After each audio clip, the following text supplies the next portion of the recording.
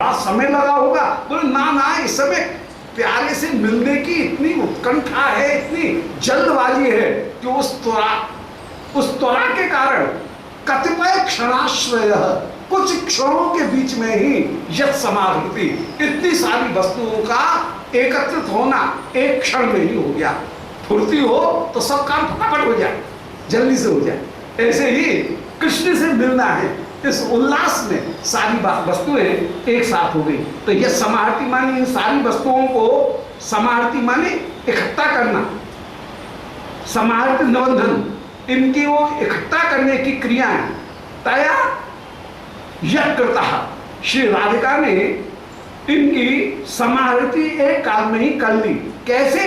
बिलकतपट पय क्षणाश्रय, कुछ ही क्षणों के भीतर सारी वस्तुओं का आश्रय ग्रहण कर लिया है, सारी वस्तुएं एकत्रित हो गई। तम विलंबम अवलंब नोज्जिता सोरुमुत कलिकेयात तीव्रया केशवो न चुलकी कृतः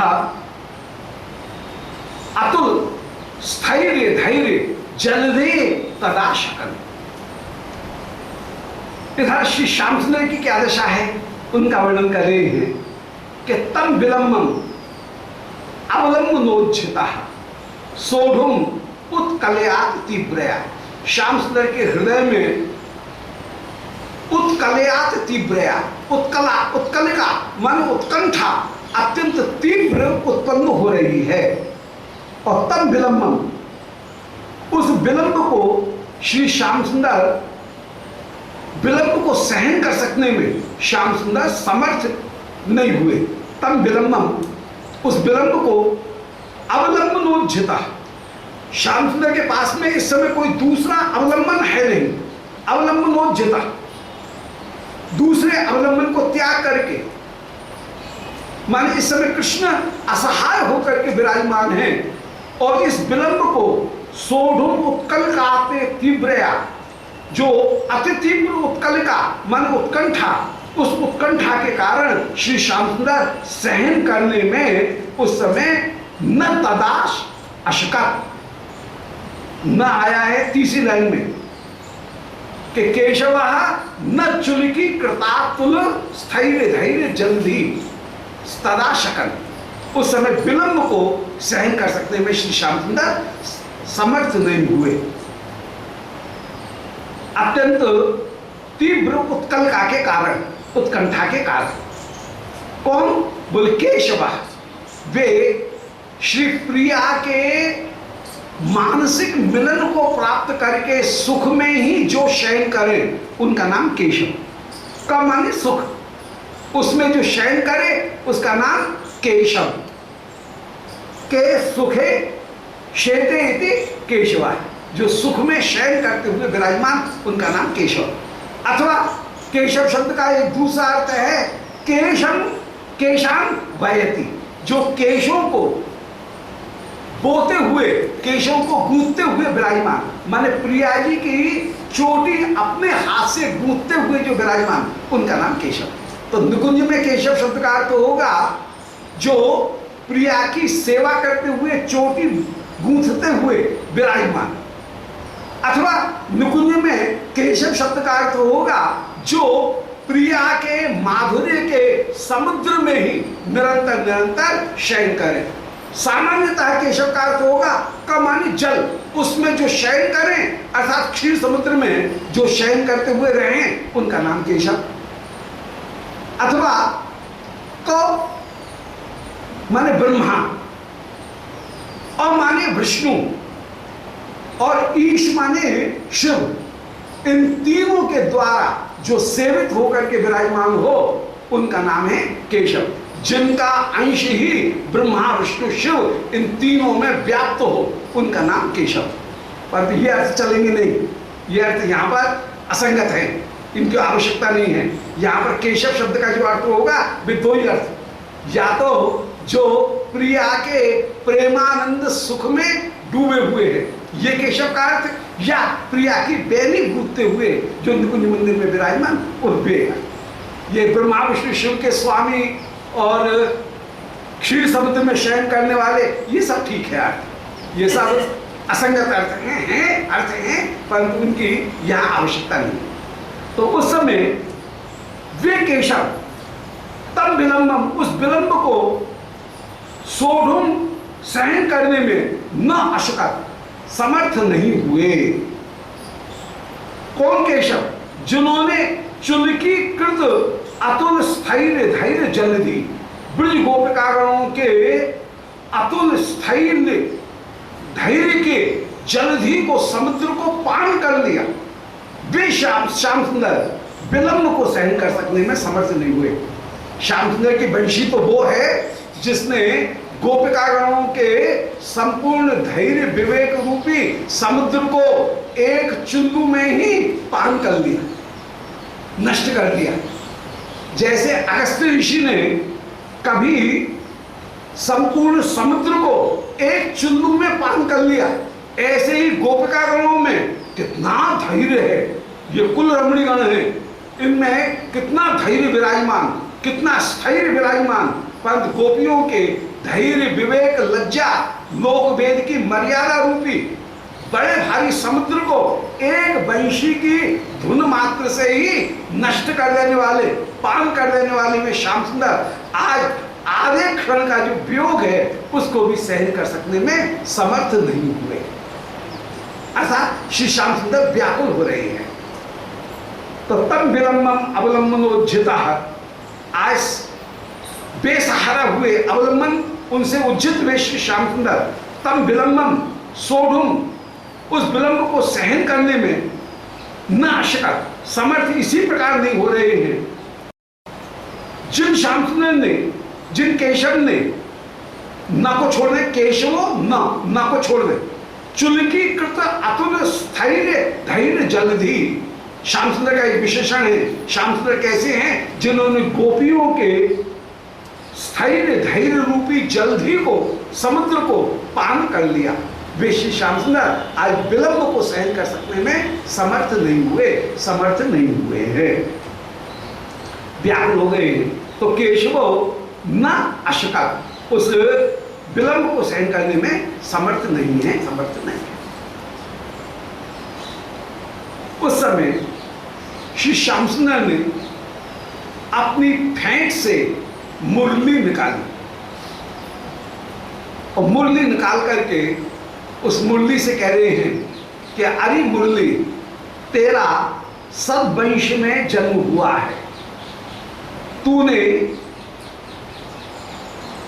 मेरे लिए बड़े कष्ट को सहा, तू सूखी, सूखने के बाद में जलती हुई लोहे की शलाकाओं से तुझ में छेद किए गए, 8-8 छेद तुझ में विराजमान हुए। तू पोली है, मैं तुझे पोला नहीं रहने दूंगा, मैं तुझे रस से पूर्ण कर दूंगा। आज तू मेरा एक काम कर, मैंने तुझे, तेरी बड़ी सेवा की है, तुझे अपना अधरामृत पान कराया है, आज तुझसे मैं कुछ फल चाहता हूं। अरे मुरली, तू आज मुरली बन करके ही विराजमान हो। मुरा माने विरह का की पीड़ा, और उसको जो लीन करे उसका नाम मुरली। मुरा विरह पीड़ा लयति नाशयति सा मुरली, जो विरह की पीड़ा को नष्ट करे उसका नाम मुरली। तो अरे मुरलिका, आज मेरी ओर से तू दूती बन करके प्रियाओं के पास में जा। ऐसे श्री श्याम सुंदर ने उस समय अपनी ओर से मुरली रूपी विशिष्टार्थात दूती को भेजा। दूती 3 प्रकार की होती है। एक दूती होती है संदेश हारिणी, दूसरी दूती होती है, वो होती है कहीं 2 प्रकार की दूती है, एक संदेश हारिणी और दूसरी होती है विशिष्टार्था। संदेश हारिणी दूती वो जो जिसका काम केवल संदेश को पहुंचा देना। विशिष्टार्था दूती जो है उसका काम ये है कि वो केवल संदेश को नहीं पहुंचाएगी, संदेश पहुंचा करके जो भी कार्य है उस कार्य को भी करती हुई वो विराजमान होगी, उस संदेश के कार्य को भी संपादित करके वह विराजमान होगी। तो संदेश हारिणी और विशिष्टार्था ये दो प्रकार की दूती। तो यहाँ पर वंशी वह विशिष्टार्था दूती है, एक ऐसी दूती जो कि केवल संकेत को ही प्यारे तक नहीं पहुंचाएगी, बल्कि प्यारे को कोई न कोई योजना बना करके प्रयत्न करके प्यारे को प्रिया के साथ में मिला भी देगी। उसका नाम है निशिष्टार्था दूती। ये निशिष्टार्था दूती बड़ी समर्थ होती है, यही मुख्य दूती है। केवल पत्रिका को लेकर के पहुंचा देना ये तो पोस्टमैन का काम हुआ, पर निशिष्टार्था दूती केवल संकेत को नहीं पहुंचाएगी, संकेत को कहीं कंप्लायंस भी कराएगी,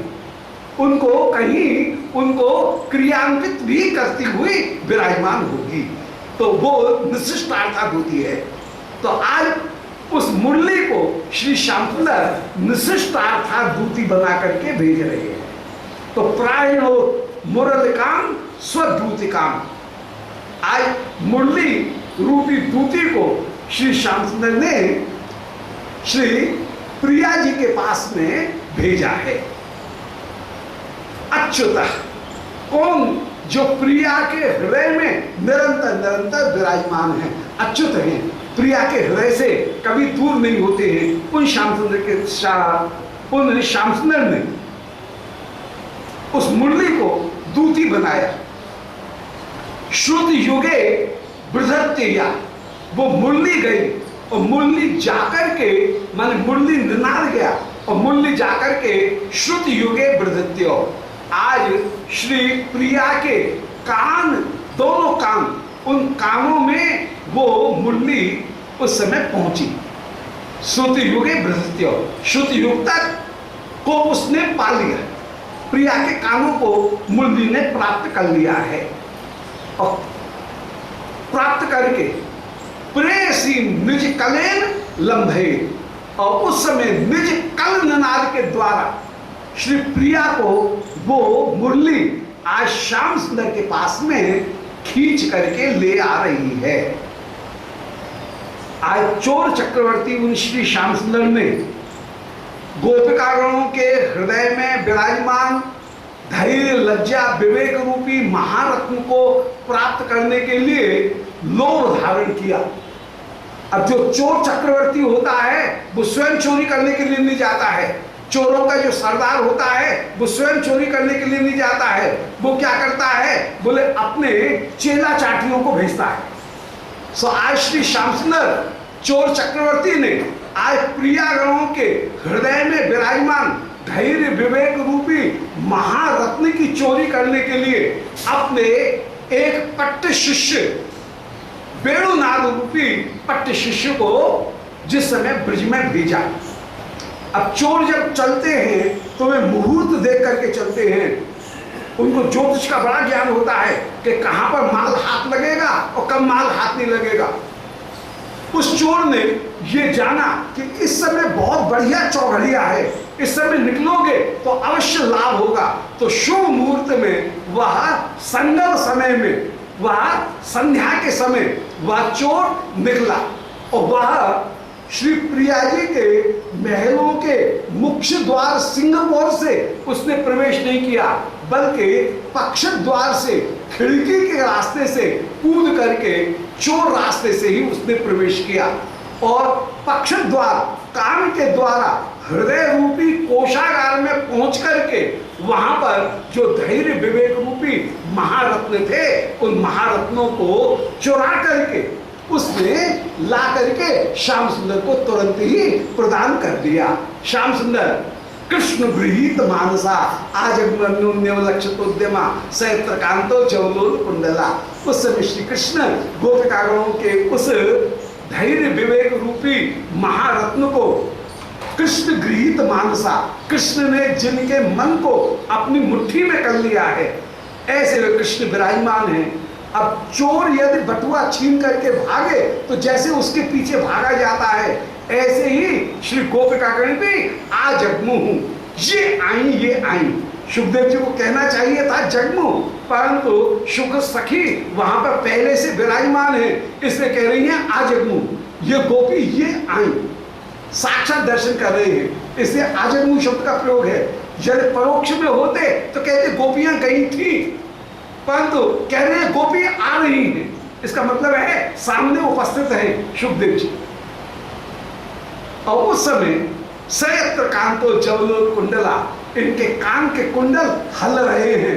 मानो मन में छोटे छोटे बालक विचार कर रहे हैं कि जब तिजोरी के भीतर रखे हुए धैर्य विवेक रूपी रत्न की ही खैर नहीं है, वो भी चोरी जा सकता है, तो ये कुंडल तो बाहर है, ये वलय तो हाथ में विराजमान है, ये बाजूबंद तो भुजाओं में विराजमान है, ये हार तो कंठ में धारण किया हुआ है। मिलन के समय ये तो त्रुटित होंगे ही, ये तो मुरकेंगे ही, ऐसा विचार करके जब लोग कुंडला, कुंडल मानो थर थर कांपते हुए न्यारे विराजमान हो रहे हैं।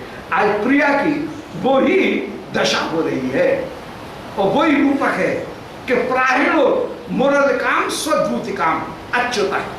रूप गुण माधुर्य कला में जो तनिक भी न्यून नहीं है, च्युति जिनमें कमी है ही नहीं, उन श्री श्याम सुंदर ने अपनी दूती मुरली को उस समय भेजा।